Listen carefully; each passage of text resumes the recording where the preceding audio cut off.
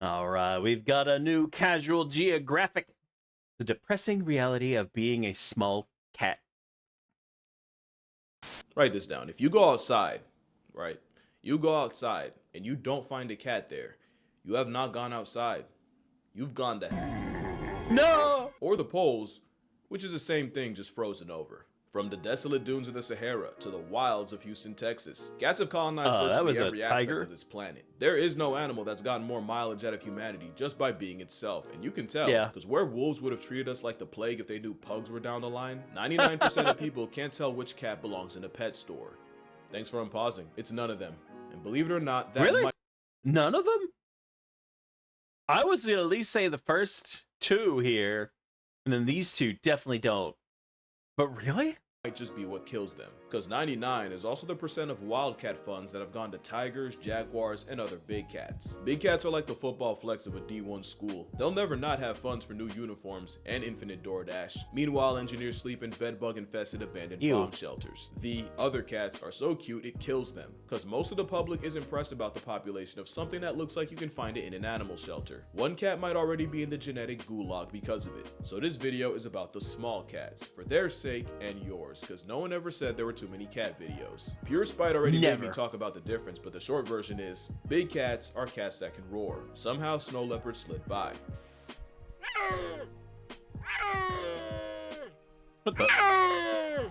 Basically, a modified hyoid bone is what gives big cats the ability to evacuate your bowels. So whenever someone tries to argue cheetahs, I just let the cheetahs speak for themselves. Because vocal Viagra to a bird watcher does not a big cat make. Cheetahs are built like the work of a malicious genie. They wanted to be the fastest so bad, now they speed run through life. Being the fastest thing on legs gives them a respectable success rate. But that success gets nerfed when about 10% of their kills gets taxed by lions, leopards, and especially a predatory laugh track. And unlike leopards, their claws and conflicts are both non-retractable, so cheetahs can't even do the cat thing and climb from their problems. We used to think cheetahs ran so fast their brains overheat after, when really, it's the stress of knowing they're a main character visit away from having concepts for dinner. Or maybe it's the anxiety of their last hookup possibly being a blood relative, since the spotted doormat survived not one, but two major bottleneck events, largely by keeping it in the family royal style, which is why the current cheetah gene pool is more like a puddle and not even yeast is that inbred. Cheetahs are so anxious that many in zoos have emotional support dogs to serve as role models for the high-strung balls of evolutionary apprehension.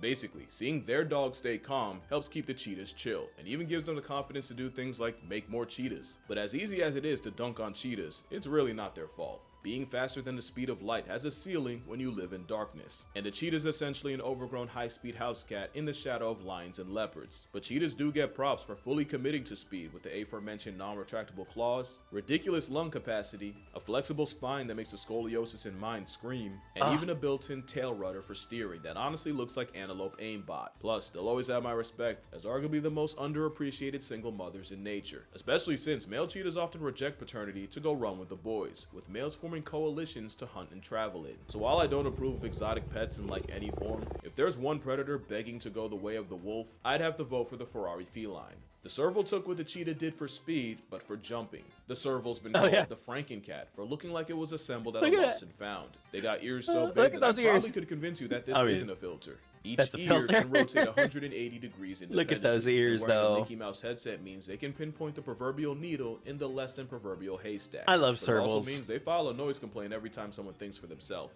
I wrote like 9 more ear jokes, but surely he's heard them all before. Besides, it's far more freaky that servals have the longest legs relative to body size of any cat. And once you see it, like anti-fascists, you'll never not see it. It's what gives servals what many call video game bounce, as they can leap up to 12 feet in the air. But it also makes the ones that come in all black look like a cryptid. They're one of the most efficient cat hunters, with a success rate of about 50%. They're also efficient at conflict resolution. When two males get into a territory dispute, they'll aggressively emote while they'll size each other up while placing a paw on the rival's chest. It usually doesn't escalate to violence, just a stare-off where the winner stays standing and the loser eventually retreats. How to figure out who is beyond me, and if you bring one into your home, expect de-escalation aimed at your cat. Many don't stop at if, with folks mixing a serval and a domestic together to make a savannah cat. Not unlike the pug, I can't say I approve of them as a concept, but I guess it's better than people playing house with an actual wild serval. Doing it with a non-domesticated nope makes even less sense. I've seen many videos of a caracal in someone's house, but not one where he seemed happy about it. The caracal is also called the desert lynx, but let's be real, we all know him as Floppa, named appropriately after their ears. It's still up for debate what's the actual purpose of the pigtails. Some say it's to mimic insects and therefore catfish hunting birds, or to blend into the surrounding tall grass. But the theory I'm going with is having graduation tassels on the ears is for nonverbal communication with other caracals, where they can sidestep or invite social interaction with just a swipe of an ear. Because whenever you see something questionable in nature, the safe bet is to assume somehow baby making's involved. They have 20 muscles in those ears, and like a serval, can move them around to eavesdrop on prey like a satellite. Caracals are the coyotes of cats. Against a bigger cat, they're cooked. But turns out, caracals are much better at city living than them.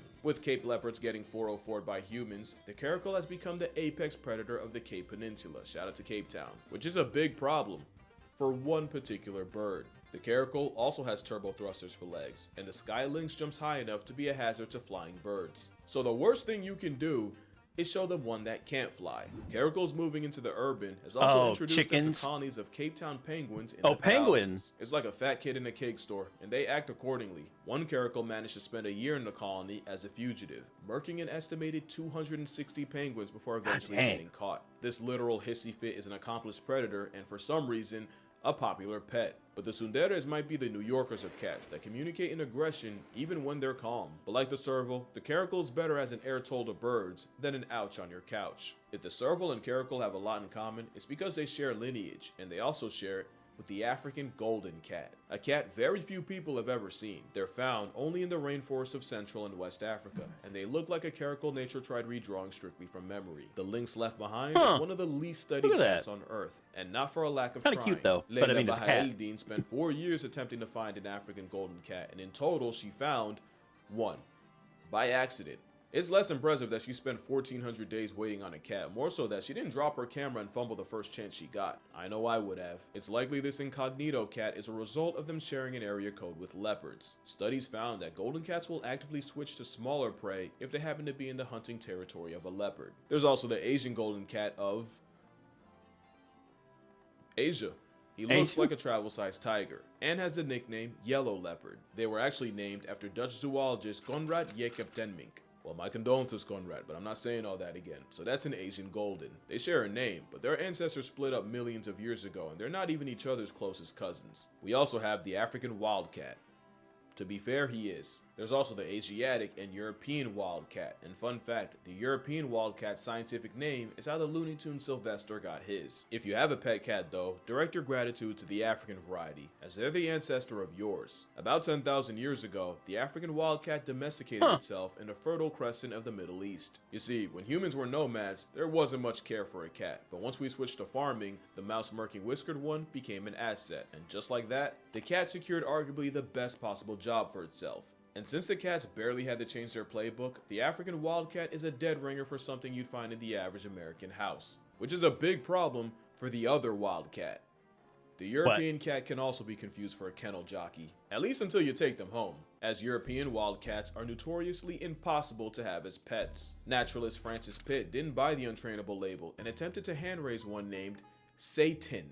Satan was like an indoor ratio that gave Francis an experience befitting his name. Wildcats don't just dislike humans. European wildcats and domestics have been avoiding each other for about 2,000 years. But by the 60s, the wildcat population flirted with zero, which likely led to them and domestics humping hybrids out. It's kind of like how wolves were once so down bad that they settled for coyotes, and now we got coy wolves. Except with European wildcats, the effort succeeded in polluting the pure wildcat gene pool, with very few of them left. They've nearly literally screwed themselves out of existence. And good luck rallying support when the average person sees its doppelganger on their yard every day. There's also the Asian wildcat, also known as a desert or steppe cat. Same story as the other two, except there's something inexplicably satisfying about this one. Maybe it's a sand coat seasoned with marks to help break up its outline. Their existence is proof that I could never cut it as a cameraman. Put this in my sight, I would lose all professionalism and likely my lips as I pss myself out of a job. But they have nothing on the deadliest cat on the planet, which it isn't actually him. Didn't I say this wasn't a big cat video? Weighing about a bag of flour, the black-footed cat is the smallest cat in Africa. It's also pound for pound, the deadliest. They'll pack up more prey in one night than a leopard will in 6 months, and they'll Ah, life dang. deprive up to 14 animals in that night. Blackfoots might as well wear red bottoms. They have the highest kill rate of a cat, one that doubles lions, and it's believed one cat can erase 3,000 rodents in 1 year. The assassin named the anthill tiger has to kill up to 20% of its body weight in prey a day just to fuel its metabolism. They have 3 ways of stacking bodies: the fast hunt, where they essentially overstimulate their prey by rushing around until they flush them out; the slow hunt, where they stalk the scenery and wait for a snack to expose itself; and the sit and wait hunt, which you don't need a description for. Another reason I'd much rather talk about animals in front of a camera God damn than it, they record look those cute, from though. behind one. I don't have the professionalism for that. Now we get to one of my favorite cats, the Yay. sand cat. The As sand arguably cat. the second smallest cat, I they love have the no sand business cat. being the badasses nature intended. They live in a limitless litter box that can reach 115 degrees Fahrenheit Oof. during the day, Oof. just to drop to negative 25 degrees Fahrenheit at night. Luckily, sand cats don't need water. The blood of their victims is sustenance blood. enough. The Sahara warrior can go without water longer than a camel because they get what they need from their prey, which often means leaning on their blood. Blood that washes down the venomous snakes the sandcat will headshot and eat. But the biggest headache goes to anyone trying to find them. Sandcats have furry foot pads Oh. to protect them from the Look scalding at that hot little foot. sand, but it also means that they don't leave behind Little fuzzy footprints. Also, they spend most of the day underground and the night hunting throughout its range, with I mean, if it's 150 degrees outside, yeah, I would stay underground too. some cats covering as much as 8 miles in a little over 24 hours. But even by the grace of God, if you stumble into one, you can still blindly walk by your blessing, since sandcats will famously close their eyes at night when a human approaches, so they can't be clocked by their eye glow. So if you ever see a sandy cat in the wild, say thanks, because that's entirely the cat's discretion. They're so adapted to live in the most unlivable place ever, they actually struggle when you take them out the trenches. The same respiratory system designed for Satan's sandbox is prone to infection outside the desert. You would want Really? one in your house anyway, since sandcats primarily communicate through golden showers, and if you know about desert animals, the smell of their urine would have them kicked out. Still one of the cats of all time.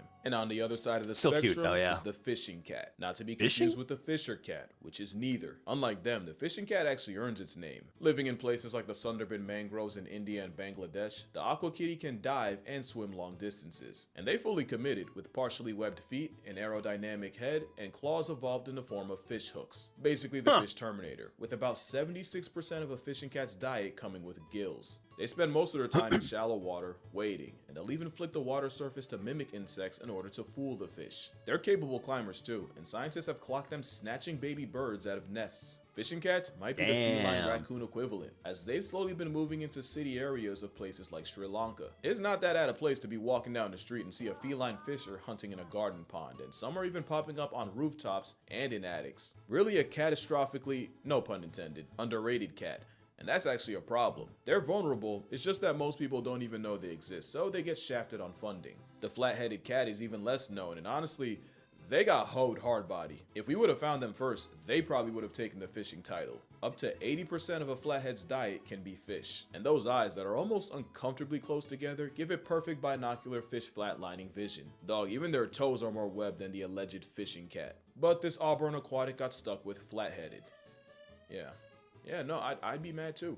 Maybe if they had a cuter name, more people would care about the fact they're likely Southeast Asia's most endangered cat, with less than 2,500 left in the wild. They Not almost like the leopard cat. don't They're look like a privileged enough cat, to have though. two flavors, the Sunda leopard cat and the mainland leopard cat. In fact, they're the most widespread wildcat in Asia, found from India all the way to North Korea and China. Also, shout out India. They got the most types of wildcats in their country, with a record of 15. The leopard cat is also a swimmer and has been known to colonize islands. Disgusting greed. In fact, there's a leopard cat variant that only lives on the Japanese island of Iriomote, with possibly under 100 left in existence, making it arguably the rarest wildcat. The leopard cat exists in many forms, so of course folks done turned it into a pet. The Bengal cat is the result of a leopard cat and a domestic mating. Apparently the creator's logic was if people really could a buy Bengal? a cat that looked like a leopard cat, less people would buy the real thing.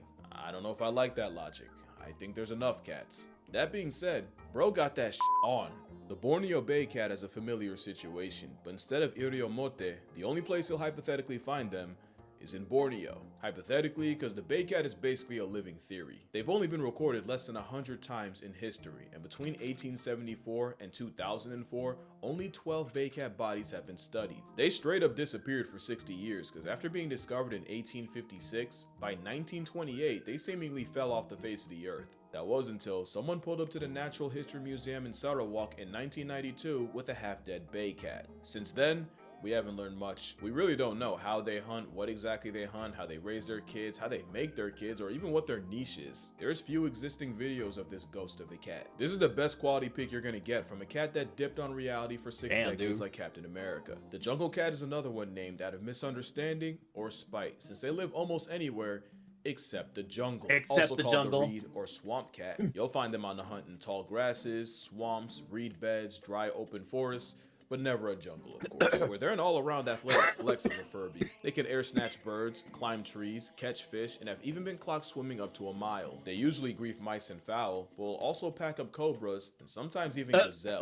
In the country of 1,000 cats, jungle cats are the most common one in India. And just remember, you're more likely to find one on a university campus in Bangladesh than anywhere near a jungle. Now, what y'all know about the marbled cat? It's a pint-sized monkey of a cat, somewhere in the forest shadowed by the Himalayas. A monkey the marbled cat. cat has been found as high as 12,500 feet. Dude, look at that tail. Or almost 17 Golden Gate Bridge towers above sea level. It's another one of those cats you only ever run into by Look at that accident, tail. since the marble cat spends almost its entire life in the trees, moving like a 1.5-foot predatory spider cat, where they likely inflict all manners of PTSD on the primates they prey to prey on. Ironically, the less than 10-pound marble cat almost stole itself a spot with the big cats, with them once considered panthers. And now, we get to one of my favorite cats of all time. Look at this dude. The clouded leopard is like a cat forgotten by time, an animated mosaic and living relic from an era long left behind. The clouded leopard is considered the missing link between big cats and not big cats, mostly because, like cheetahs, they talk themselves out of the big cat spot.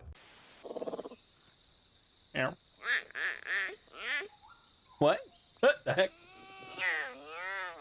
That is an apex predator, one that's about 3 feet long. I swear I thought they were jaguar sized as a kid, but that's probably because the first time I ever heard of one, it was trying to turn the rugrats into baby coffins. They are the closest thing to a modern day saber-toothed tiger, not by DNA, but by virtue of having the longest canines relative to body size of any cat. Like the leopard cat, the clouded leopard has a Sunda and mainland variant. While this photogenic fossil has never attacked a human, they're a threat to literally everything else. And with ankles that can rotate, and not just in the Gordon Hayward way, they can climb down trees head first like a squirrel, or upside down. I want to think when about you're apex, you just start trying shit. They're even a danger to each other. They're one of the hardest cats to breed because males often kill their mates in the process. Less than 20% of cloud cats in captivity are successful at mating, making them the panda of cats. But if you were expected to drop trow and make a beast with 2 backs with a complete stranger in a room full of voyeurs, you'd be less than cooperative too. It doesn't matter the size or the looks they serve. A cat of any kind is a savage to its core. And look no further than this guy. The rusty spotted cat is called the hummingbird of cats, and they're another one that could spawn in a pet store and no one would blink. That is until it murks everyone else. The rusty spotted is a highly skilled assassin that'll pounce on prey from the trees, and I really wish I had footage of that. 19th century T.C. Gurdon kept a paperweight predator as a pet that earned his respect by hunting the squirrels in his house. The cat earned a little more when T.C. caught it attempting to choke out a gazelle by clamping on its neck, and the cat had to be physically removed from the now surely traumatized gazelle. That doesn't change the reality that this cat would get my credentials confiscated if I ever had to film one. I wouldn't have that problem with this one though. Not because he's not cute, but because he looks terminally unenthused by life and I don't want to add to it. The palace cat, also called a manul, is in a perpetual state of ain't shit funny. They actually learn to growl before they even open their eyes. They're born beefing with life, and believe me, they have their reasons. Maybe it's because their choice of home can be negative 58 degrees Fahrenheit in the winter, all the way up to 90 degrees Fahrenheit come summer. Or it might be the fact that living in God's waiting room with limited exposure to pathogens means palace cats are highly susceptible to getting folded by disease when they leave the mountains. It's possible it's because their mating ritual involves the male just following around the female for days until she's ready, something I'm sure neither's happy about. Or it could be their scientific name being ugly-eared cat. I challenge you to find a picture of a palace cat that looks happy. This is the closest I could get. Just a temperamental ball of laundry lint that will use its tail as a blanket and will even stand on it to warm their feet. Speaking of which, the manul is actually the size of a house cat. It's just having the densest fur of any cat gives it an adorable sleeper build. The palace cat is notably afraid of humans and will go out of their way to avoid them, unless you feed them. You could never convince me not to love me some palace cat. Not even a palace cat itself. You could fix your face though. Honestly, this cat has a lot more to be mad about. The Chinese mountain cat is only found on China's Tibetan plateau, where they're very much unknown. Few of them have actually been studied, and the biggest threat to them is that most people don't even know they exist. Show this to the average person and they'll just assume you're one of those cat people. They'd never know that there's less than 10,000 in stock, and it's all humans' fault. The Chinese mountain cat hunts with extreme pica prejudice, so when China started poisoning them, the Chinese mountain cat caught a nasty stray. Today, most of what we know about them is from captivity, and the only time we ever seem to find them is by accident. In 2018, Hong Shangshi of the Shangshi Conservation Center was studying black-necked cranes when she randomly made eye contact with a shiny Pokemon of cats, which means someone probably spent years searching for him just to get shown up by a glorified bird watcher. But if that ain't the most cat thing a cat could do. The biggest problem with being this cat is no matter how endangered you are, your death will never hit as hard as an elephant's or a panda's. Just be glad you got to see this one. There's no missing a cougar though. One, because it's a small cat that could mog some of the big ones. They vary in size and actually get bigger the further they get from the equator, but most males sit around 130 to 160 pounds. Some can clear 200, and in 1979, a hunter brought down one weighing 276 pounds. Cougars also have the most extensive range of any American animal, and a prey base of about 500. Garfield on steroids is liable to murk moose in the Yukon, and rodeo ride guanacos in Chile. Cougars are the CrossFit freaks of cats, with Olympic medaling bounce while being able to swim a mile and travel over 1,000. They also might be the most ethical killers. They're a predator with a preference not to scavenge and would rather eat what they kill. Cougars are also way more generous than anyone thought, with many being caught sharing kills with other pumas. From 2012 to 2015 in Yellowstone, 118 interactions were recorded between at least 2 cougars,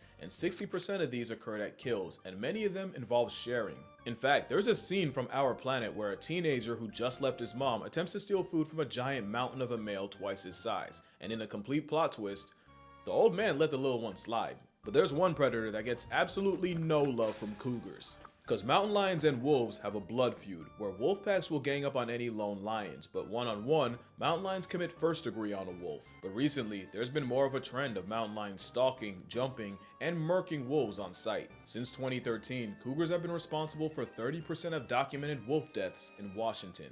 Wolves also have beef with the lynx, but the wolves tend to do a lot better with that matchup. There's 4 flavors of lynx: the Eurasian lynx, Iberian lynx, little closer Canada in size, lynx, and the bobcat lynx. The Eurasian is like the big cat of Europe, or the closest they have to one at least. They're notoriously one of the most difficult cats to track, which is a crime with a face card like that. There's many subspecies of the Eurasian persuasion, but the rarest might be the Balkan lynx, with fewer than 50 left in stock. The Iberian lynx is also one of the rarest cats. Mostly cause, what pika are to a mountain cat, rabbits are to the Iberian, and the rabbits dying to disease and overhunting nearly put the predator in a pack. They were down to about 62 left alive in 2001, but have since bounced back to about 2,400 as of 2024. The Canada lynx is the ultimate specialist, specializing in being the Grim Reaper to the horseshoe hare, which can make up 97% of their diet. The evolutionary arms race with the hare is likely why the Canada lynx has what we call proud family feet. But the most notable thing about them is their arguments are probably why the Appalachian Mountains have the reputation they have. So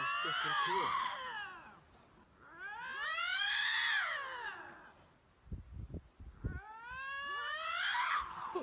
Then there's the bobcat, which I learned way too late in life is just a lightweight lynx, named after their short, stubby, truncated tail. Is that out of pocket? Would naming this guy Toby or Robert be? You decide. Bobcats aren't just the most common wildcat in America. They have one of the longest grocery lists too. They'll hunt rabbits, birds, mice, squirrels, but will also fish for salmon and sometimes try and solo deer. One bobcat was caught dragging a shark out of the ocean, and before you ask, of course it's Florida. Another was caught attempting to bully a black bear out of food. The lynx is dangerously close to being considered the honey badger of cats. They're just a castration claim away. You know, I almost forgot to mention, the cougar also shares distant lineage with the cheetah, but its closest relative is... This is a jaguarundi, or dark jaguar, even though it looks like a self-hating weasel. I feel bad for them. Because their ranges overlap, they're definitely aware of cougars, and knowing that's what your closest cousins got blessed with is like evolutionary rage bait. It's like the maned wolf and bush dogs, just remarkably unserious. The jaguarundi moves like an animal that should only exist in black and white film,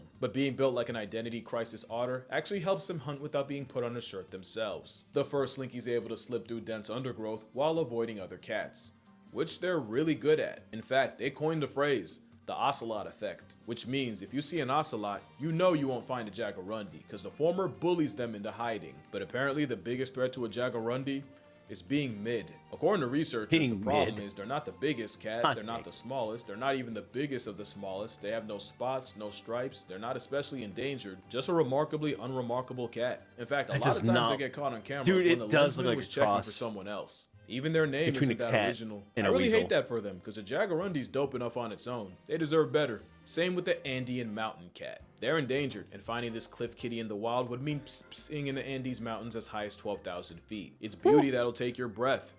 That is, if the altitude leaves any left. We don't know that much about this cat, and that has to be the 6th time I've said this in this video.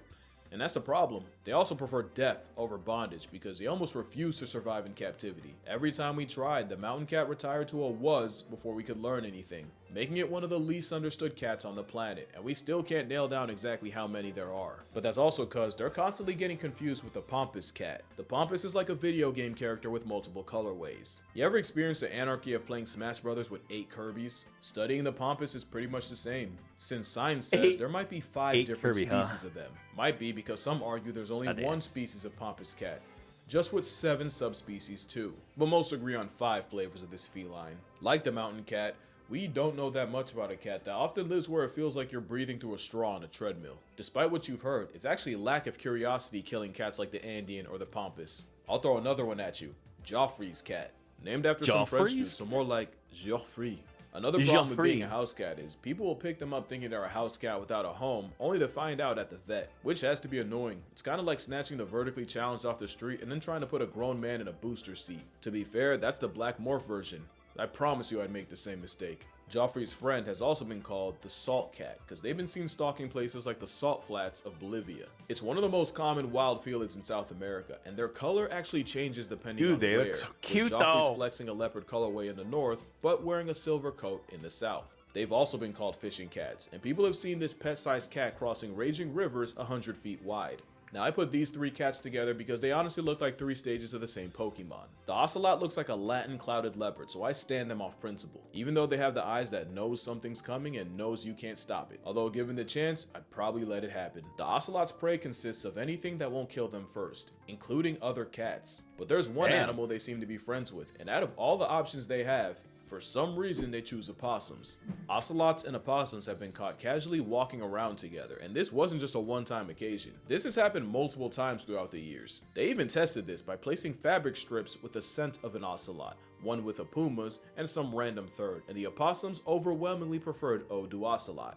We don't know what it's about, but I'm getting shades of badger and coyote. The Margays like nature copied the Ocelot assignment, but changed a few answers. It's an anime-eyed paralysis demon to anything in its weight class in the trees. They also have ankles that can rotate 180 degrees, meaning they can free run through trees and cancel life subscriptions while hanging upside down. It's a mythical tree merchant that'll use Echo House psychological Corgi, warfare thank you for the against their prey, raid. because Margays will imitate Welcome in, everybody.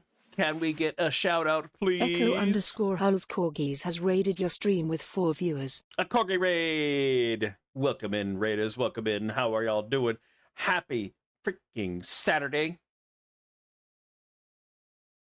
Uh-oh. No. Wait. No. That's a... You almost had it. You almost had it.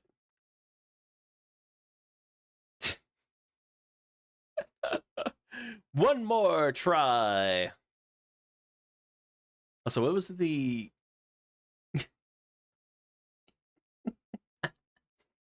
You okay? There we go. Playing some Repo. Nice.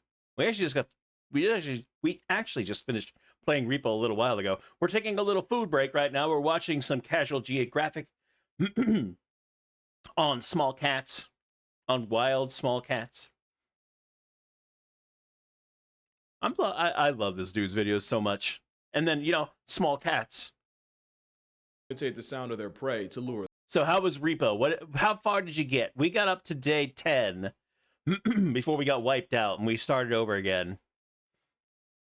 them out. One margay was watched mimicking the cry of a baby tamarin, apparently well enough to convince the adults to stop what they were doing and investigate. This branch warrior is serotonin to anyone who isn't a bird or a monkey. But the cod is like boss music for depression. Also called the guinya, it's one of the smallest cats in the world, weighing about as much as a 5-pound dumbbell. Unfortunately, not everyone thinks they're cute. To Mapuche locals, the cod was an omen of famine, disease, and even death, and would be destroyed on sight. According to legend, the cod is immune to bullets and has a habit of decapitating chickens to drink their blood, which led to a lot of farmers smoking them out of principle, even though cod do them a service with free rodent control. Luckily, the cod's reputation has gotten better throughout the years. And last and certainly not least is the tiger cat, also known as the oncilla. It's like nature heard me hype the clouded leopard and a margay just to mess around and give me both. When they're not stalking the jungle for grocery shopping, they're shacked up somewhere in a tree. It was once thought to be another version of an ocelot until they were eventually determined to be their own thing, and in 2013 it was discovered that there's actually 2 separate species of tiger cat. But in total, it's said there's under 10,000 tiger cats left, with deforestation speedrunning the decline.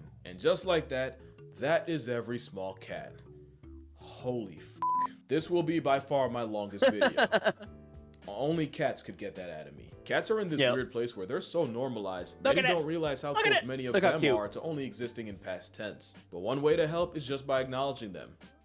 And I've done my part, so that's gonna do it for this video. Look, I'm tired, bro, so we just gonna run through this. My book, my Patreon. If you feel like it, I don't really need it. Drink water, call your parents, cat, and I'm gonna see y'all in the next one. Look at that cat. Hey, So cute. Oh my god. People that love Meow. us. Oh, look at it. Yeah. Oh my See, 500,000 people God, that look at it. love you. Yeah. Say thank you. Now. Kitty. Big kitty. Well, big little kitty anyway. Big little kitty. They were cute. Horse girls are taking over. Uma Musume is we the already internet's latest obsession. Pause, you freaking thing. Thank you.